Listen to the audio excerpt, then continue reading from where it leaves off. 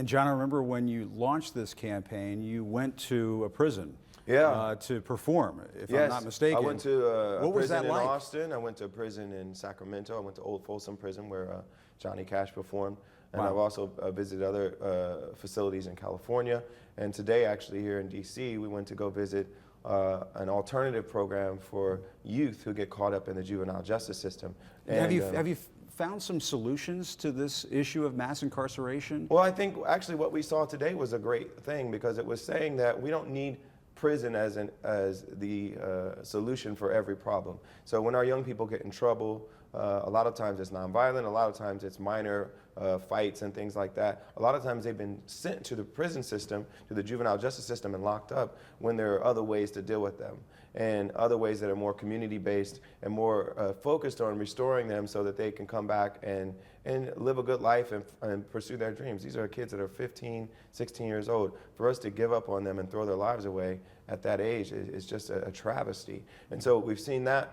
We've seen people who've gone through all kinds of trauma, who are living in a cycle of broken lives where, you know, they've had issues with their own parents, issues in their own communities. They've seen people get killed. They've seen family members get locked up. And so they're already broken. They're already people who have gone through so much. And then when they get in trouble, they end up back in that same system. And so we need to find ways that are better at... You've got to figure out how to get to these at-risk kids before they become incarcerated. So I've spent so much time focusing on schools, and I still do. We focus on helping make sure that teachers that are doing a great job are getting their solutions funded and getting their work seen around the country, so that we improve our schools, improve the instruction quality that we have for the kids, make sure the resources that they need are there, make sure that if they have emotional traumas that they've gone through, that we offer support for them.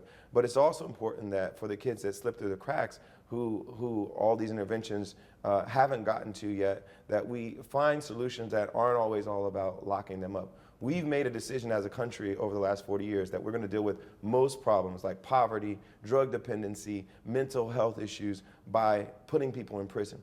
And can I challenge you on that for a second? That's not the way. Well, let me challenge you on that, because if you look at the crime statistics across the country, crime is at generation low levels. Yes, and incarceration hasn't gone down to reflect that the crime has gone down.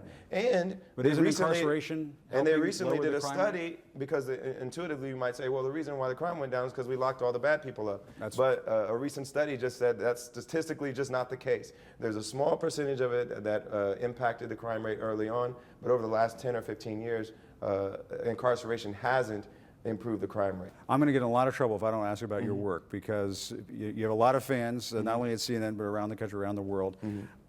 You won an Academy Award for the song Glory, which you co-wrote with Common. Yes. And you said more black men are under correctional control than they were under slavery in 1850.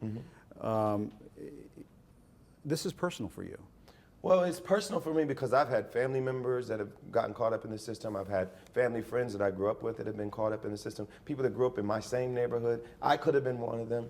And so I do take this personally, but I've seen it destroy way too many families. I've seen it destroy way too many communities. And as I go through our schools and through our communities and see the results of this situation, where you see so many kids growing up without a father, for instance, so many kids that have some kind of parent in prison or under probation or parole, can't get a job, can't vote for various reasons. You just have to think that there's a better way to do this than what we're doing right now.